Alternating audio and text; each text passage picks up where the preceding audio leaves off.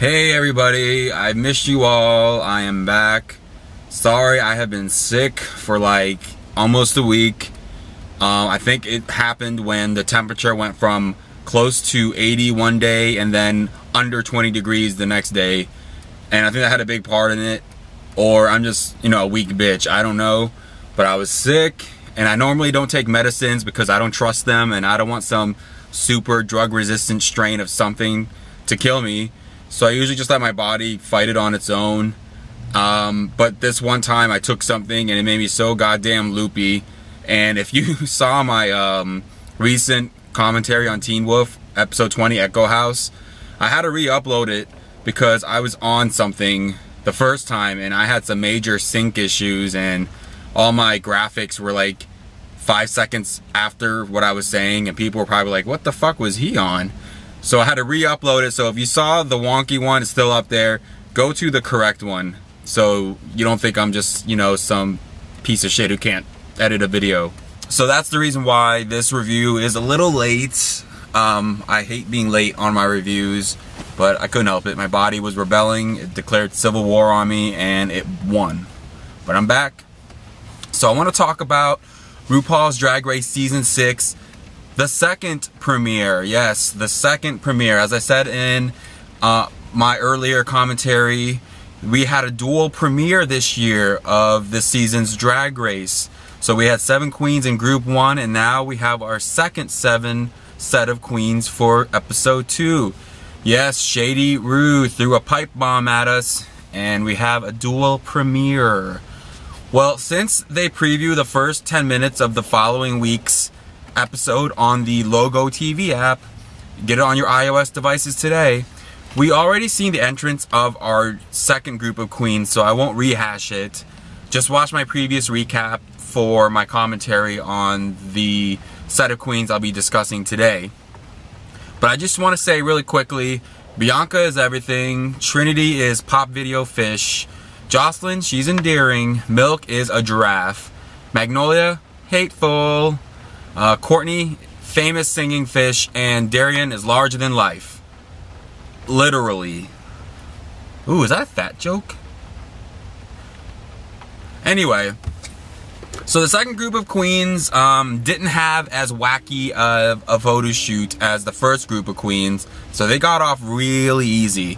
All they had to do is pose sexily with 4 oiled up scruff pit crew on a big red bed and then have a sexy pillow fight with feathers flying everywhere. So compared to the first group, this group actually had it quite heavenly. So they do the photo shoot, and I think the best is when Ru says it's time we kick it up a notch and it's Bianca's turn to go, and the camera catches her, the mic catches her under her breath going, oh god, and her mouth doesn't even move. She's just like, oh god, because she knew shit was about to happen. Because, Ru wouldn't have just a normal photo shoot, even for that type of photo. So Bianca was like, ugh. But it wasn't that bad. So, the photo shoot. Bianca looked pretty in her photos, but she couldn't pull off sexy. And she says this during her commentary because, she's wearing like 10 pounds of makeup on her face and she's giving us clown realness. So, sexy isn't really her shtick. But, she does a good job. She's got great teeth, a great smile, and her picture turned out pretty good. Now, Trinity K. Bonet came up next, and she had sex appeal down. She had sex appeal realness. Even her worst photo was a good photo.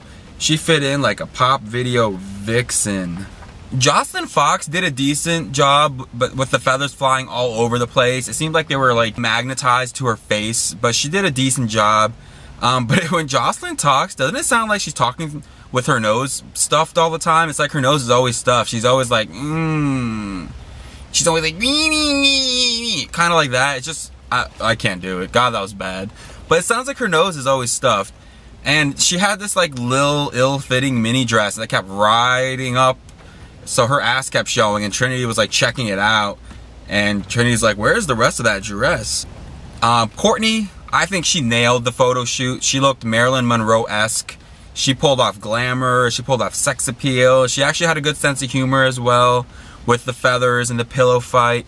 I personally think she should have won the challenge, But, you know, that's just me. Who am I? Magnolia was next. She didn't do as well as she could have, and nobody's really expecting much out of her. So she was pretty much par for the course. She was just like, huh. And then Darian came last. She did decent. You know, she was, you know, eating up the pit crew. Okay, see, that wasn't meant to be a fat reference. I'm just doing a lot of fat references for Darian. I don't mean to. Or maybe subconsciously I do. Oh. Milk does a decent job as well. Although every picture, she looks like she's super cross-eyed. And I think it's because she's a camp queen and that's her, like, doing it on purpose. But her photos, she looks cross-eyed in all of them. She's just mugging it up for the camera. But I really like Milk. I like her aesthetic. I like how she's not afraid to be herself. So Trinity ends up winning the photo shoot, which I can respect. She did decent. But Courtney did amazing too. But all I can think about every time Trinity is doing her, like, behind the scenes commentary is, what's up with that sea urchin on top of her head? It's like her hat looks like a big sea urchin. Do y'all notice that? I think I'm like the only one who notices. And then, of course, they all start to de-drag, and Courtney remarks that she was surprised that there's a real human being underneath all that clown makeup when she's talking about Bianca and her boy wear. And she's also a little flirty with Milk, and Milk and Courtney both kind of flirt with each other. Milk thinks Courtney is probably the hottest boy out of drag, and Courtney's like, no, I don't normally do dairy, but for Milk I'd make an exception.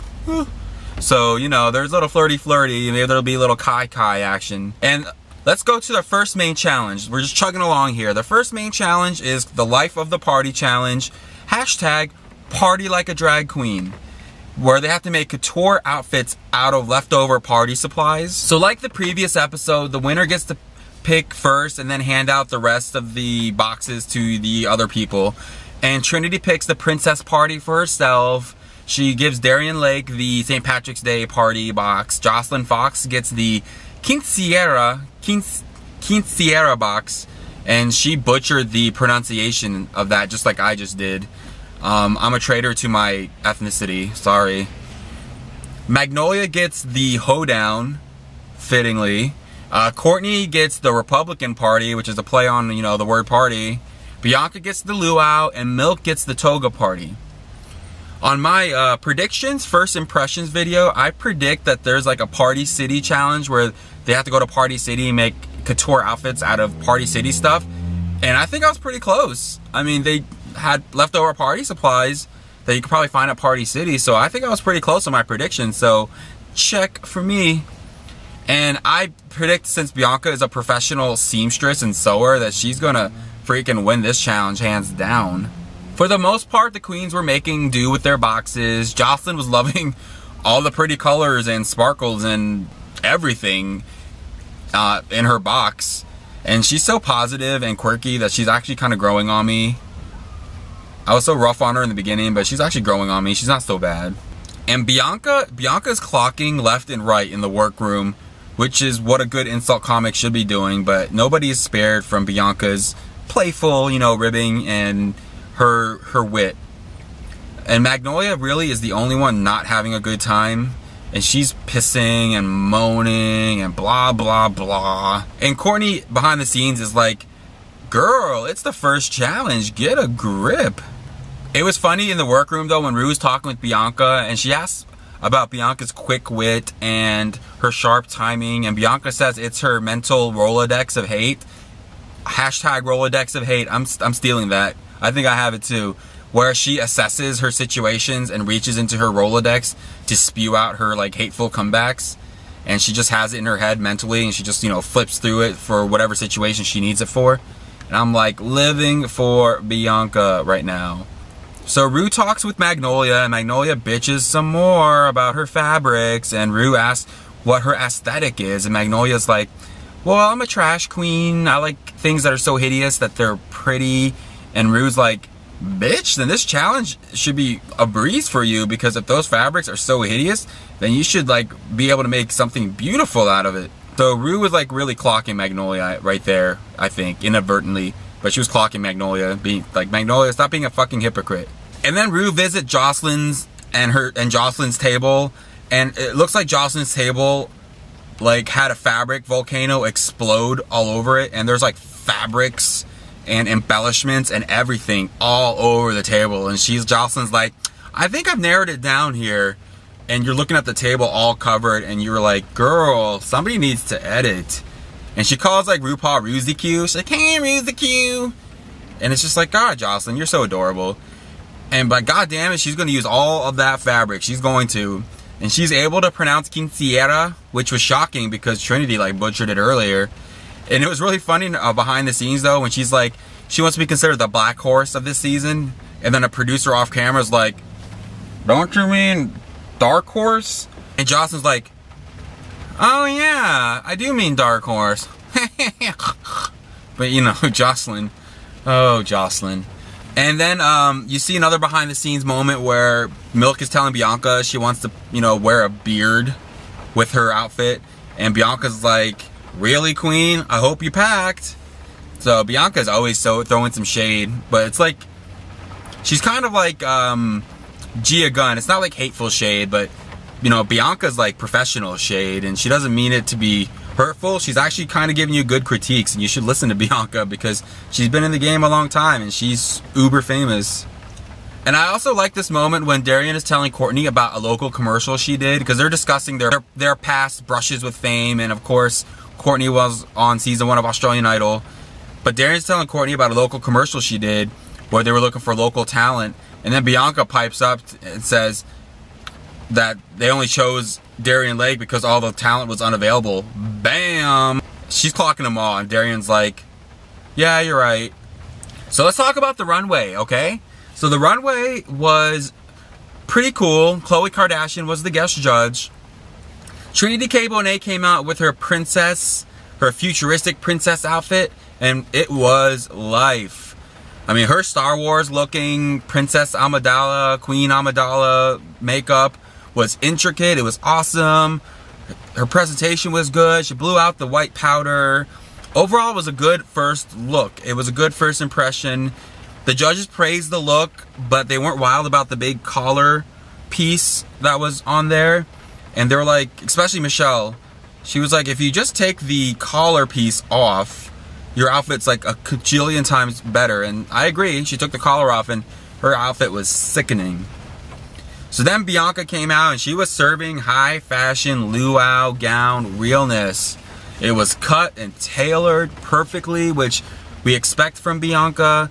She looked vintage and elegant while fun and being flirty. She even had a little luau walk. And I liked her makeup despite what all the critiques were about it. That's what drag is to me. And I think she does her makeup pretty good for having a lot of it. And they loved her outfit, and I think she should have been the winner, and she was. So Darian came out, and she was just, She had this green sparkly top and this ill-constructed bottom with this ruching on the front, and it was very underwhelming, but her face was painted beautifully.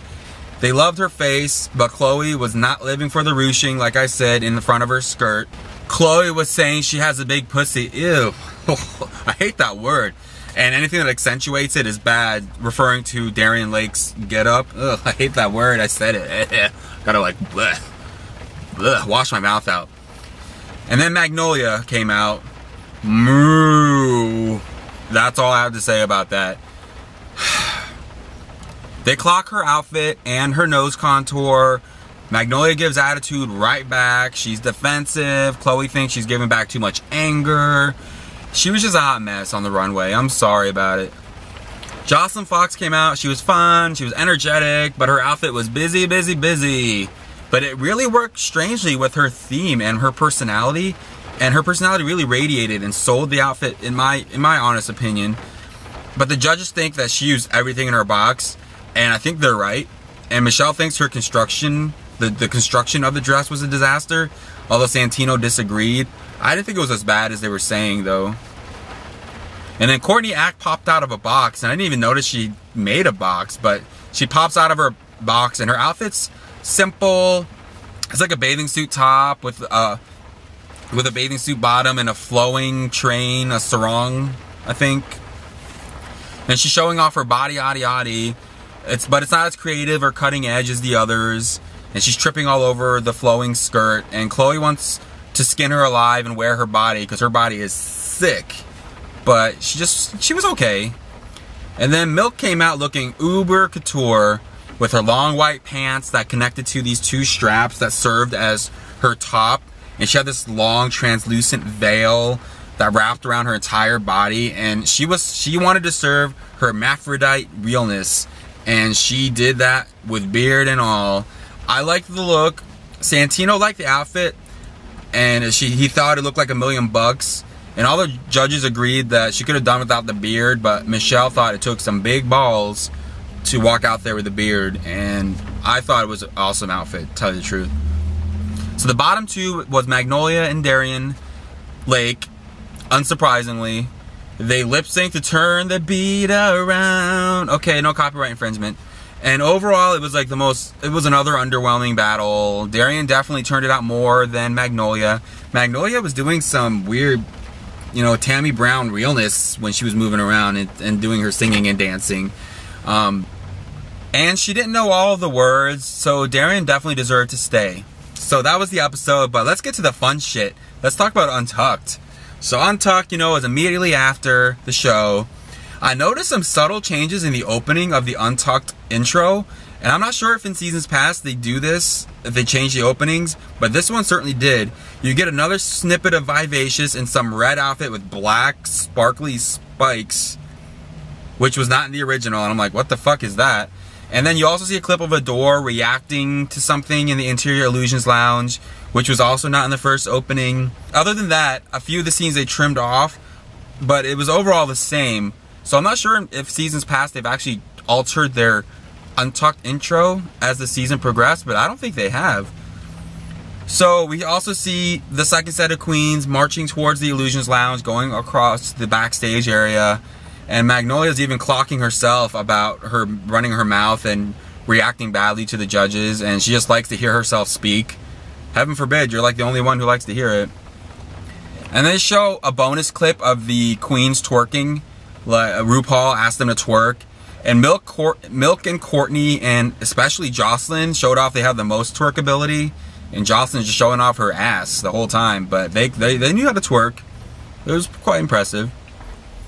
And then they go into the back room, and they want to discuss what went down on the runway, of course, and Trinity instantly clocks and goes, can we just get Magnolia out of the way? And every queen knew Magnolia was the worst, from her ridiculous cow print wrap around hot glue dress, her horrible wig, her I got to poop walk, and her horrible nose contour. I mean, even Helen Keller would have been like, yep, this bitch is in the bottom. They show the judges ripping Magnolia apart, from Michelle talking about the nose contour, Santino's talking about learn how to effing sew, and clips of Magnolia trying to justify her look. It's like similar to what Mystique Summers Madison was trying to do to justify her country realness. It was a hot mess. There was no justifying it. But we have to give Magnolia Crawford effort for trying and trying and trying. But Bianca goes all in, saying that people have to adapt based on the critiques. And Magnolia, of course, disagrees. And she's like, the judges are here to see you. You shouldn't have to change. And then she launches into this biggest asshole of a statement of the season, probably of all seasons, when she's like, I'm not here for the money, I'm not here for the grand prize, I'm not here to challenge myself, I'm not here for the competition, none of that. I'm only here for the exposure. I want the exposure for my ego.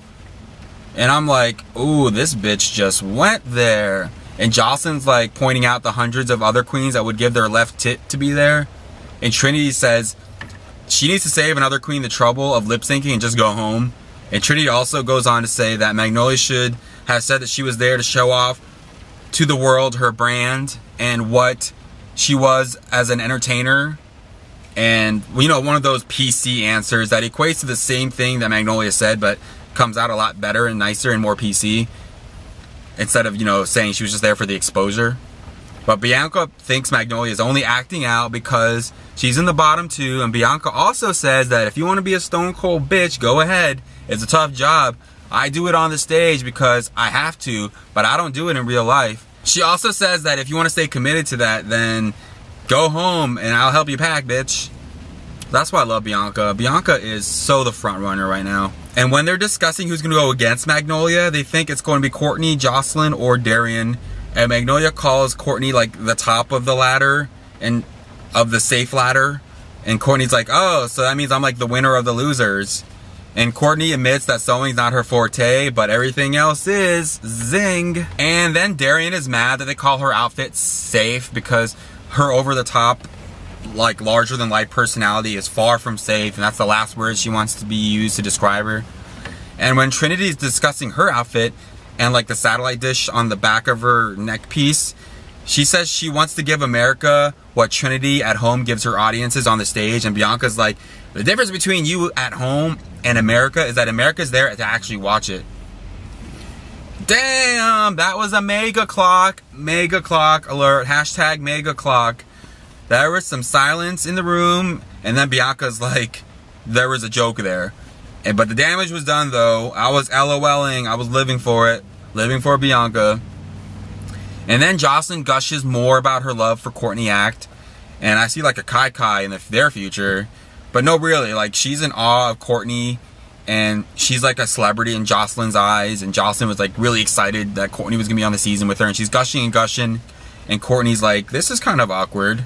And then they get to view each other's photos, their best and their worst, and for the most part it was uneventful. But then they start talking about how hot the pit crew was, and for Jocelyn, Sean from the original crew is her ultimate hottie, and Darian likes Simon, he's one of the new ones. I don't find him that attractive. I like Miles Davis Moody. And she says she would do him in drag or out of drag. And this leads to this whole topic of like sexual encounters in and out of drag, which I have no idea anything about. But Courtney recounts one time she's picked up a straight man, went in drag, and he refused to acknowledge that she was not a woman. And after the straight man blew his load, she said there's like this 30 seconds where he realizes what happened, and she doesn't know if he's gonna throw up or punch her in the face. But it's an interesting topic, and it brings up this whole topic of categorizing sexualities, and it was actually kind of an interesting conversation, but I was just like, ugh. Then we get to the bottom two, and as Courtney says, if you're gonna be in the bottom, at least be a power bottom. Which means if you're gonna have to lip sync for your life, you better turn it out. At least turn it out. If you're lip syncing for your life, show the judge they made a mistake to put you there, and kick the other girl's ass. So we already know what happens.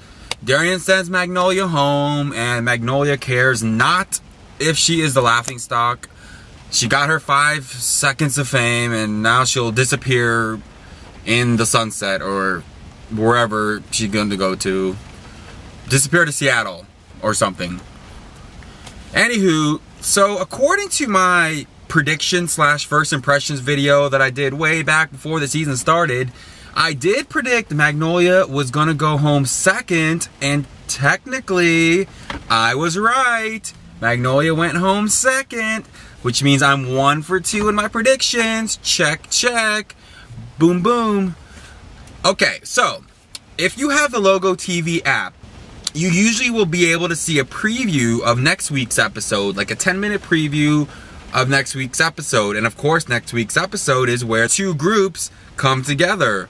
And I don't want to go into too much detail because that's going to be next week's commentary. But we see both groups merging, like I said, and hate shade is already beginning.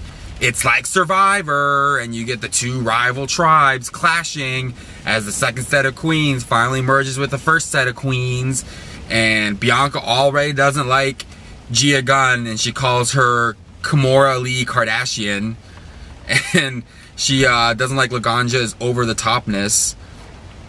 But we also see a mini challenge where they have to team up with an individual from the other group as they work in pairs. And oh crap, I almost went into detail about next week's episode. See, y'all trying to get me to spill the tea a week early? Touché. What you should do is get the LogoTV app for your iOS devices. I'll link it below if you're too lazy to look for it, so you can salivate over next week's scintillating 10-minute preview before it comes out on Monday night, 9 p.m. on Logo. Get the app, enjoy the preview, and also thank you for watching my commentaries. I love your feedback. Please rate, please comment, please subscribe. And if you want, link your channels too if you've got content on YouTube, because I would love to check it out. And I guess I'll see you next week when the episode number 3 airs, which will be Fuck Fabulous-tastic. That's gonna be my new word. Hashtag Fuck Fabulous-tastic. Because I'm just gonna love to see the shade between the two tribes and how they finally coexist and try to merge into one cohesive group. But I can already tell it's gonna be a shitstorm. RuPaul did this on purpose. She knew that she got 6 queens to get loyal to each other, then another 6 queens to get loyal to each other, that they're gonna butt heads. And I don't know how many episodes it's gonna take for them to finally mingle, but I don't know. It might be a Heathers versus Boogers thing this whole season. But thanks for watching again, and I will catch you next week.